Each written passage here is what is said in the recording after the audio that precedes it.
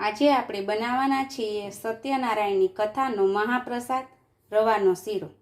રવાનો શીરો બનાવવા માટે મેં લીધું છે 1 બાઉલ રવો, 1 બાઉલ ઘી, 1 બાઉલ ખાંડ ને 1 બાઉલ દૂધ. આ બધું માપ એક સરખું રાખવું. તે ઉપરાંત 1 કપ રવો છે એટલે પોણા 2 કપ પાણી લીધું છે. થોડું ડ્રાય ફ્રૂટ અને એલચી, અડધી ચમચી એલચીનો ભૂકો. આપણે એક બાઉલમાં આ 1 કપ ખાંડ છે તે નાખીશું અને એ જ માપનું આપણે પોણા 2 કપ પાણી નાખીશું. હવે આ ખાંડ ઓગળે તેની રાહ જોઈએ. આમાં આપણે ચાસણી આવે તેની રાહ નથી જોવાની, ખાલી ખાંડ ઓગળે એટલું જ પાણી ગરમ કરવાનું છે.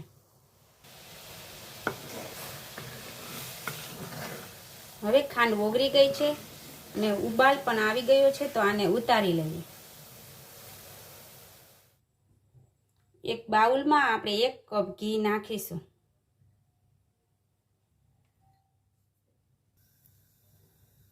હવે ઘી ગરમ થઈ ગયું છે, તેમાં આપણે 1 કપ રવો નાખીશું.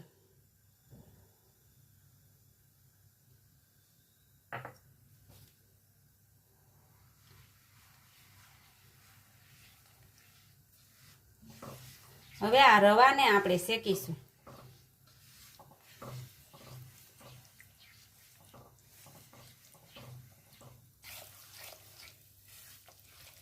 રવો શેકીએ ત્યારે ગેસ આપણે ધીમો રાખો.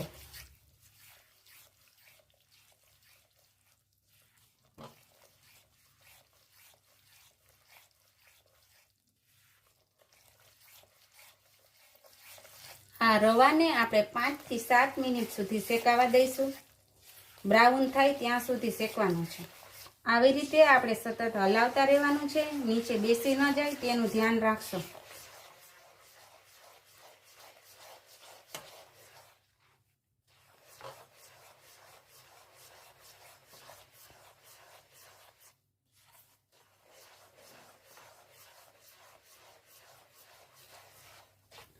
હવે આપણો આ રવો જે છે તે બ્રાઉન કલરનો થઈ ગયો છે. હવે આ રવામાં આપણે જે ખાંડવાળું ગરમ પાણી છે તે નાખીશું.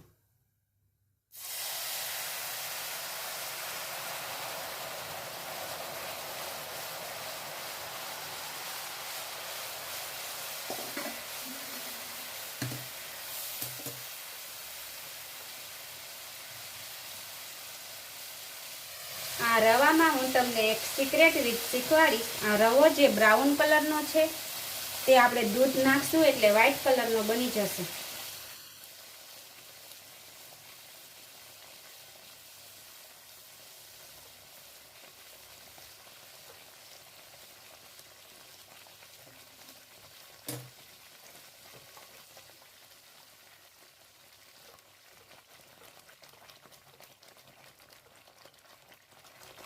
હવે આ રવો ને ખાંડ બે મિક્સ થઈ જાય ત્યાં સુધી આપણે હલાવશું.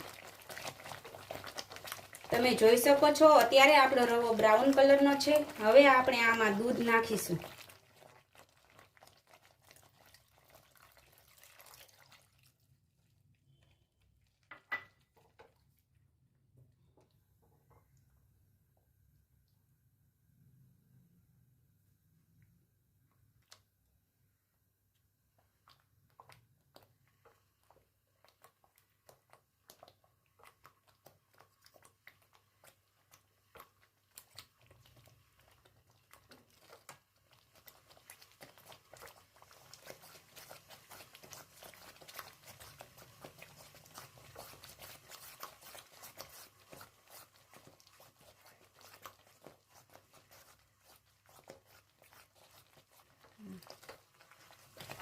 તમે જોઈ શકો છો કે આપણો શીરો વ્હાઈટ થઈ ગયો છે.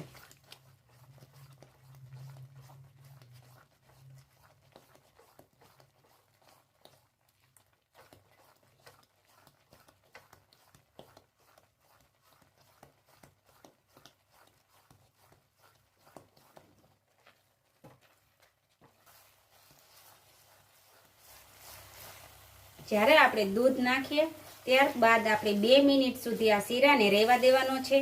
આવી રીતે થઈ જાય એટલે આપણો શીરો હવે રેડી છે. હવે આપણો શીરો રેડી છે, ગેસ બંધ કરી દઈએ. હવે શીરો બની ગયો છે, એમાં આપણે એલચીનો પાવડર નાખી દઈએ.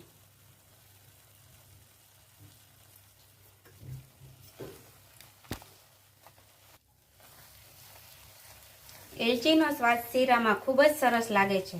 તમે પણ આ રેસીપી ઘરે ટ્રાય કરજો અને જણાવજો કે તમને કેવી લાગે છે.